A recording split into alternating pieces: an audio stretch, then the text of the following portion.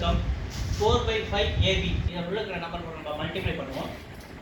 4 by 5 AB into 1 by 10 A square B square plus into minus 4 by 5 into இங்க என்ன இருக்கு 3 by 7 B.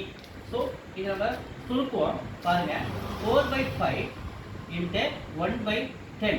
So 2 table adding on 2 times 2 table adding 5 times. So 5 5 are 25. So இது 2 by 25. So a power 1 இருக்கு a க்கு square இருக்கு ரெண்டு multiply பண்ணும்போது மேல a கியூபா மாறுது 1 plus 2 கியூபா மாறுது b க்கு 1 இருக்கு இங்க ஸ்கொயர் இருக்கு அப்ப b க்கு 1 2 ஆட் பண்ணா பவர் 3 ஆ மாறிடுது ஓகேவா so மைனஸ் இங்க 4 by 4 3s are 12 5 7s are 35 so there is a b common factor என்னல அப்படியே வச்சுக்கலாம் இத ஆன்சர்